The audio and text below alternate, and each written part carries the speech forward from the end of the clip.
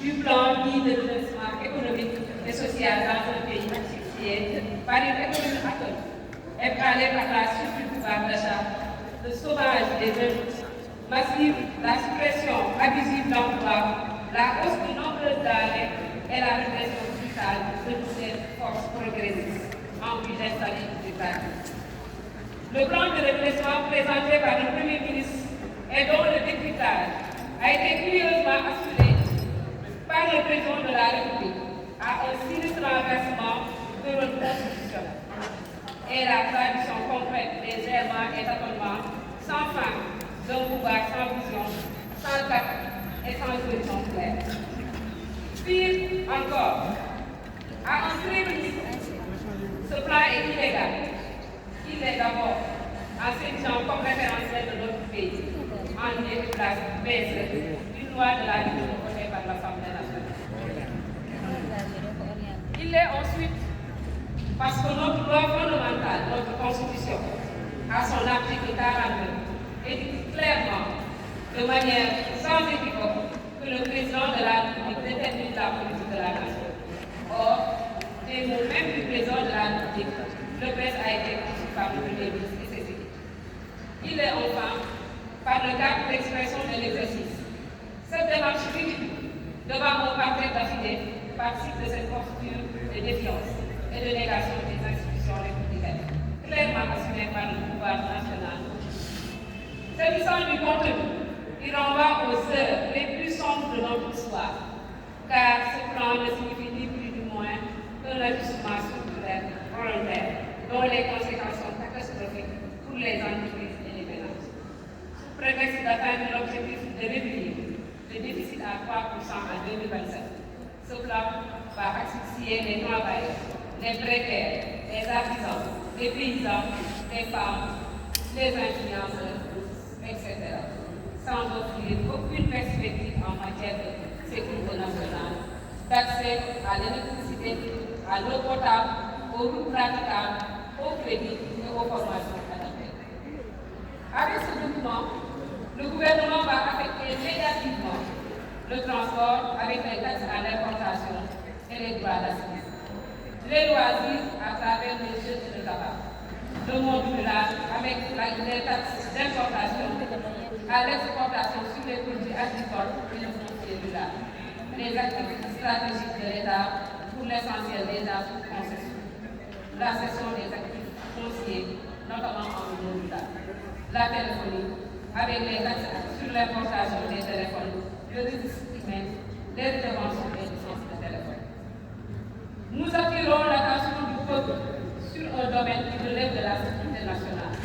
En effet, sur le sujet de recyclage d'actifs, notamment des emprises dépossédées par les militaires français, souvent contribuent à des domaines militaires sénégalais, état-major, terre, marine nationale, ces points stratégiques doivent être des réserves pour les capacités futures de nos armées qui obéissent à des montées progressives.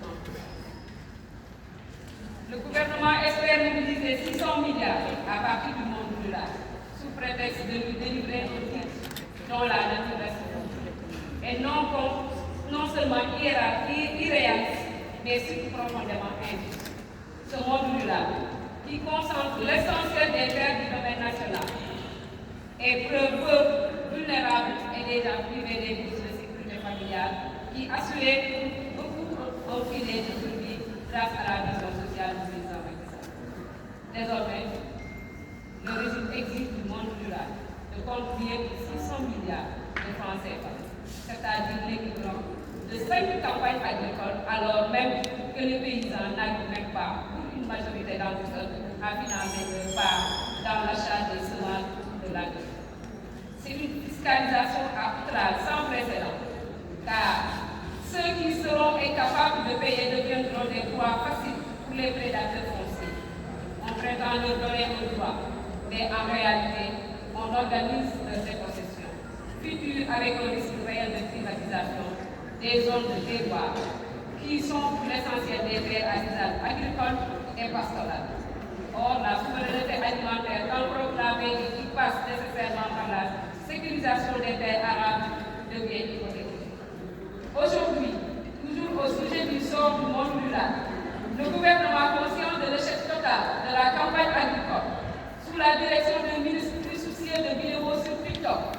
que ceux du sort des paysans refusent de rendre public les chiffres. Dans un rapport officiel du gouvernement américain, les chiffres catastrophiques de la campagne arachidière sont mis à nu.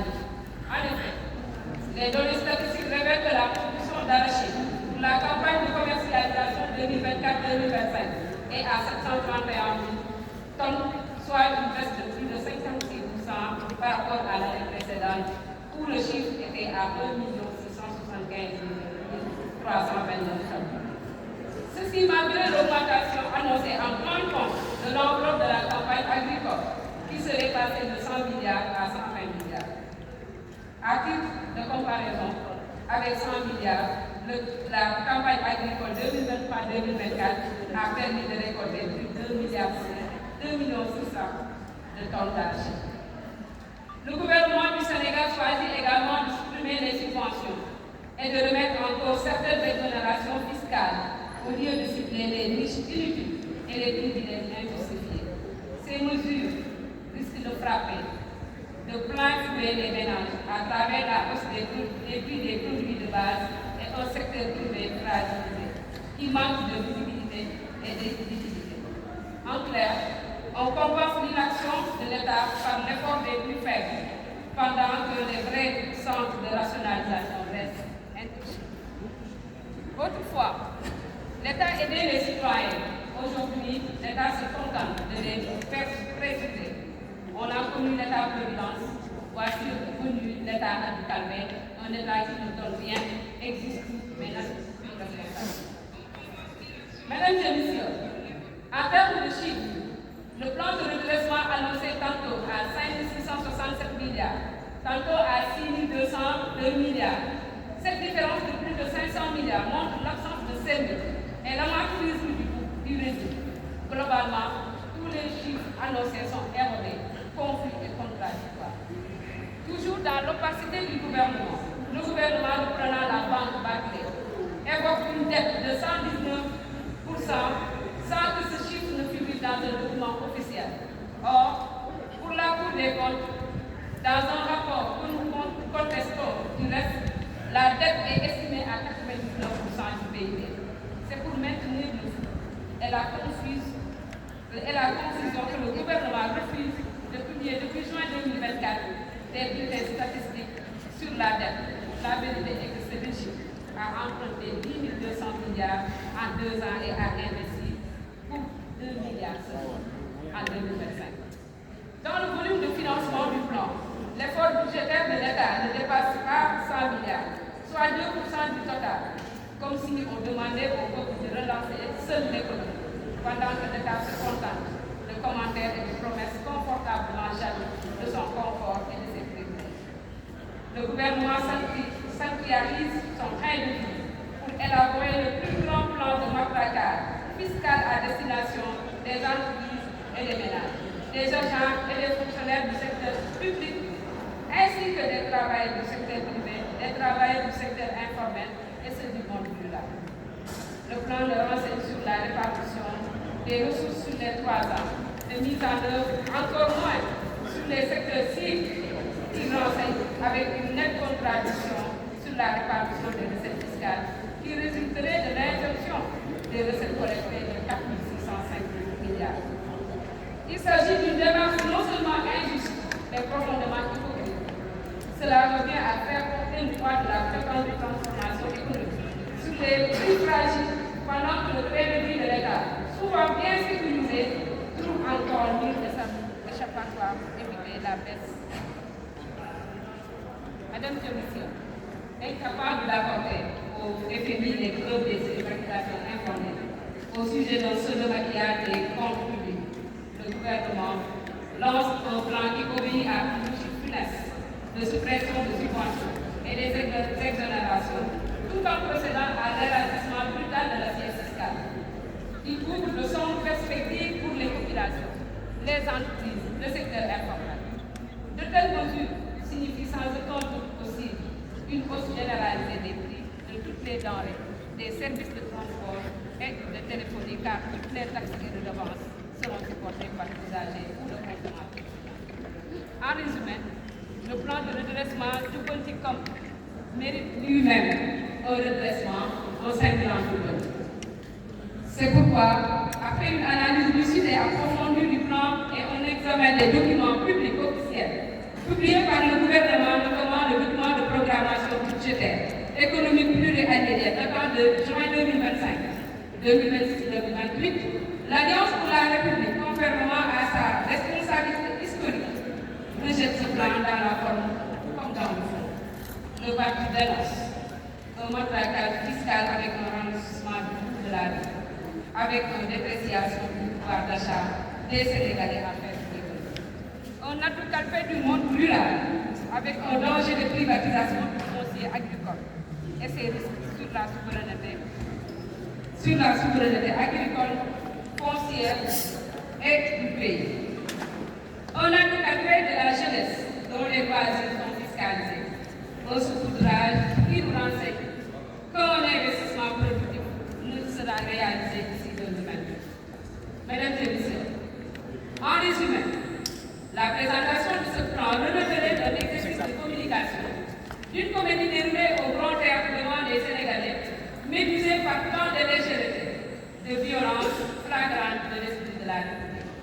Il s'agissait au moment où les deux têtes de l'exécutif avaient rendu publique celle de ménage, de procéder à une réconciliation publique jusqu'à la prochaine pluie, tant le nommé se considère comme le chef de l'État. Toute cette mascarade indigne de ceux qui dirigent un État est éloignée des préoccupations quotidiennes des Sénégalais fatigués, désespérés et désorientés. Mesdames et messieurs, tout en restant fidèle à son orientation républicaine et à sa nature de parti du gouvernement, l'Alliance pour la République réaffirme sa volonté de faire face aux provocations et aux agressions du régime. À ce propos, le parti salue toutes les initiatives de Saint-Louis, d'Agnam, d'Ourossogui et de Dakar, de ses membres en vue de la libération des otages politiques comme Farba Ngom, Mansour Faye, Lat Diop, Moustapha Diop et Abdoulaye Ndiaye, et la fin des poursuites contre les anciens ministres Ismaïla Madior, Aïssatou Sophie Gladima et Salimata Koutian. Tout en réitérant son soutien total à Abdou Nguer, Hassan Diouf, Zéron Bakibou, Badara Gadiaga, Taïb Sarr et Maodo Malick Mbaye, l'APR exprime sa disponibilité à œuvrer aux côtés de toutes les forces vives de la nation pour une mobilisation nationale afin d'obtenir la libération des personnes arrêtées pour avoir exprimé une opinion contraire à celle du régime. Le régime passé, incompétent dans le fond et incohérent dans la démarche, et mettre dans le comportement la violence intégrale et le bavardage vague. Il témoigne dans sa désinvolture et s'apprête à agresser notre peuple qui est déjà au sein de l'événement acceptable. De concert avec les composants de l'opposition, l'Alliance pour la République est en ordre de bataille. Elle poursuivra ce combat à l'Assemblée nationale et dans la mobilisation du peuple sénégalais pour vaincre cette pouvoir d'oppression nationale et populaire. Vive la République!